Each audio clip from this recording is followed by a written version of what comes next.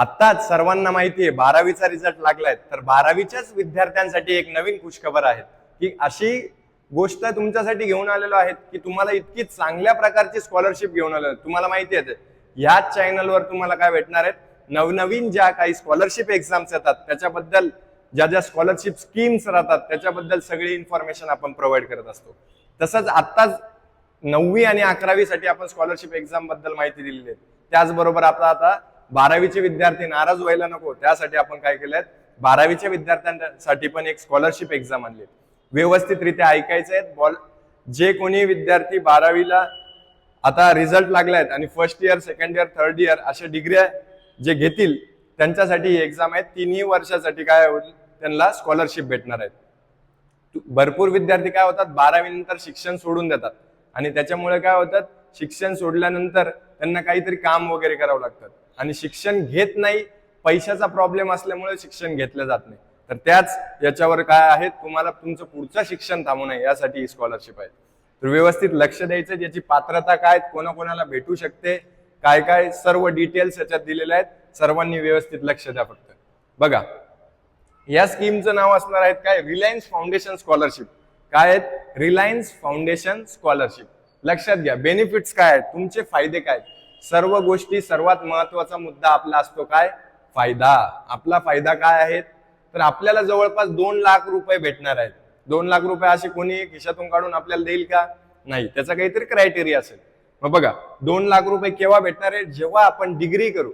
म्हणजे एखादी डिग्री असते, आपल्या भरपूर साऱ्या डिग्रीला आपण ऍडमिशन घेतो. आता 12th नंतर भरपूर साऱ्या स्ट्रीम्स असतात, ज्या तुम्हाला माहिती नसेल तर आपल्या डिस्क्रिप्शन बॉक्स मध्ये जायचं आहे. सगळे काही आपल्या युट्यूब चॅनलवर व्हिडिओ, 11वी नंतर जर तुम्हाला करिअर कोणत्या कोणत्या फील्डमध्ये कसं कसं गाठायचं हेही व्यवस्थितरित्या सांगितलंय, तर तिथे जाऊन तुम्ही बघू शकतात. बघा, आता 2 लाख रुपये तुम्हाला भेटणार आहेत डिग्रीच्या शिक्षणासाठी, बरोबर.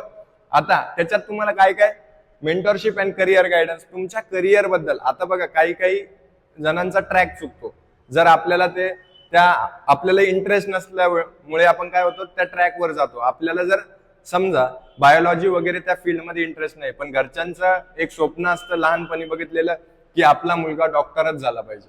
मग आपण काय करतात, MBBS ला ऍडमिशन घेवा, नीट कर कर कर कर असे करत करत आपल्याला काय होतात की आपल्याला नाईलाजाने नीट करावे लागते.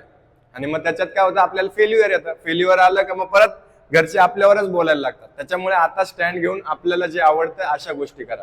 मग आपल्याला जे आवडतात, मग गॅमलिंग वगैरे करायची नाही. आता जे आहे सुटेबल, घरच्यांचा सल्ला पण घ्यायचा आणि आपल्या हिशोबानुसारही दोघांचं एक ठाम डिसिजन घेऊन आपलं करिअर गायडन्स निवडायचं. आणि तुम्हाला जर काही करिअर गायडन्स लागलं तर याच्यात तर तुम्हाला भेटणारच आहे. परत मेंटरशिप, तुमच्यापेक्षा जे सिनियर आहेत त्यांनी त्या फील्डमध्ये खूप चांगलं काम केलंय, त्यांच्याकडून मेंटरशिप पण तुम्हाला भेटेल. बघा, त्याच्यानंतर स्किल बिल्डिंग्स वगैरे या सगळ्या गोष्टी तुम्हाला भेटणार आहेत. आता त्याच्यासाठी पात्रता काय आहे, कोणत्या विद्यार्थ्यांना ही भेटू शकते, तर सर्वात महत्वाचं इंडियन सिटीजनशिप, तो भारताचा नागरिक असायला हवा. त्याच्यानंतर मिनिमम त्याला 12वी मध्ये 60% पाहिजे, 60% त्याला 12वी मध्ये पाहिजे, बरोबर. आणि फॅमिली इन्कम काय पाहिजे, त्याची 15 लाख पर इयर पेक्षा काय पाहिजे, कमी पाहिजे, जास्त पाहिजे नाही. 15 लाख, आता भरपूर जणांची 15 लाखापेक्षा कमी आहेत, बरोबर. तर तुम्ही याच्यात सुटेबल होऊ शकतो. Number of scholarship around 5000 student selected every year. जवळपास 5000 विद्यार्थी याच्यात सिलेक्टेड होतात. तर 5000 ते 4999 वेगळे आणि तुम्ही एक आहेतच त्याच्यात, असं धरून चालायचंय.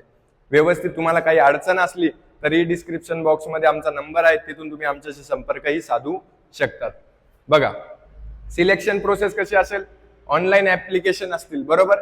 त्याच्यात ऍप्टिट्यूड टेस्ट असेल. ऍप्टिट्यूड टेस्ट म्हणजे काय की आपल्याला काही मल्टिपल चॉईस क्वेश्चन असतात, ते आपल्याला सोडवावं लागतात. मग नंतर काय लागेल, याच्यावर मेरिट लिस्ट लागेल. मग नंतर फायनान्शियली नीड इव्होल्युशन, तुमचं काही डॉक्युमेंट व्हेरिफिकेशन, डॉक्युमेंट्स वगैरे घेतल्या जातील, बरोबर. आणि इम्पॉर्टंट नोटचे लास्ट सायकल 2025-26 झाली आहेत. आता फॉर्म कधी सुरू होणार आहेत, सप्टेंबर 2025 मध्ये.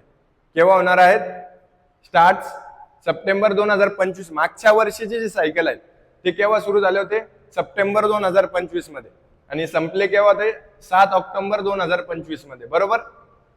आता सप्टेंबर ते ऑक्टोबर मध्ये आता तुमच्या हातातून ही स्कीम जायला नको, त्याच्यासाठी काय करा, जेव्हा आम्ही अपडेटेड काही टाकू तेव्हा तुम्हाला बेल आयकॉनलाही आत्ताच प्रेस करून घ्यायचंय, म्हणजे अपडेट केल्या केल्या काय तुमच्यापर्यंत पोहोचायला काय होईल, मदत होईल आणि तुमच्यापर्यंत लवकरात लवकर पोहोचेल. त्याच्यासाठी डेट, केव्हा फॉर्म सुरू होत आहेत, काय होत आहेत, या सगळ्या गोष्टींची माहिती तुम्हाला इथे उपलब्ध होणार आहे. बरोबर.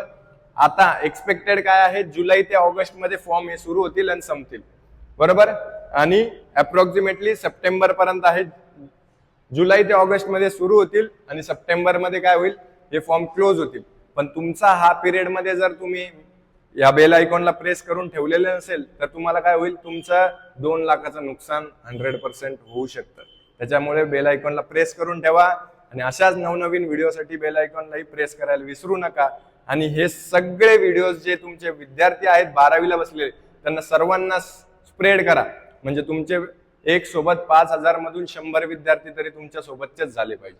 काही अडचण असली तर डिस्क्रिप्शन बॉक्समध्ये लिंक आहेत, त्या ग्रुपमध्ये जॉईन व्हा, नाहीतर आमच्या नंबरवर संपर्क साधा. आणि व्हिडिओ आवडल्यास लाईक, शेअर, सबस्क्राईब करायला विसरायचं नाहीये. धन्यवाद.